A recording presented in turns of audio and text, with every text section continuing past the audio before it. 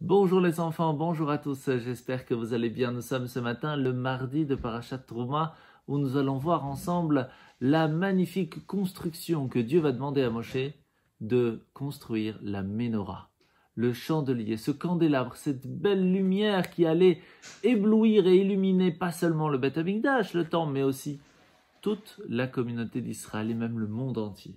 Parce que la lumière de la Torah permet de nous protéger. Et on le voit dans différentes histoires. Écoutez bien celle-là qui est vraiment magnifique. Un jour, alors que le rabbi Yechiel Abramski était dans l'enfer sibérien, c'était en Russie, alors qu'il était extrêmement dangereux de continuer à faire la Torah, il voulait continuer d'écrire la Torah, d'écrire plein de nouveautés qu'il avait réussi à étudier, même dans les moments les plus difficiles. Et qu'est-ce qu'il fit? Eh bien, il échangea de la nourriture, qui était déjà très difficile à avoir, contre des papiers à cigarettes, et c'est dessus qu'il va réussir à écrire toute la Torah qu'il étudia. Alors qu'il était encore dans cet enfer, une personne allait réussir à sortir de cet enfer, sortir de prison, mais c'était quand même très très dangereux pour lui.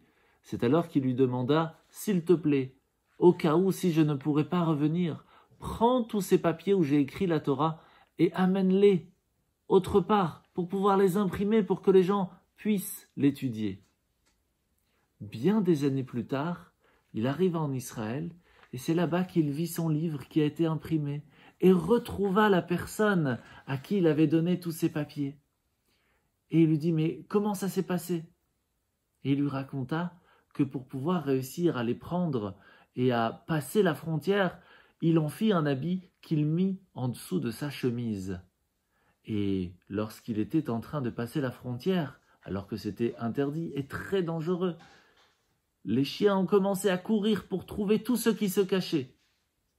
Et lorsque le chien arrive à côté de lui, il ne fit rien et passa à côté, comme s'il n'était pas présent. Et il dit au Rav, sachez que ma vie a été sauvée grâce à votre livre.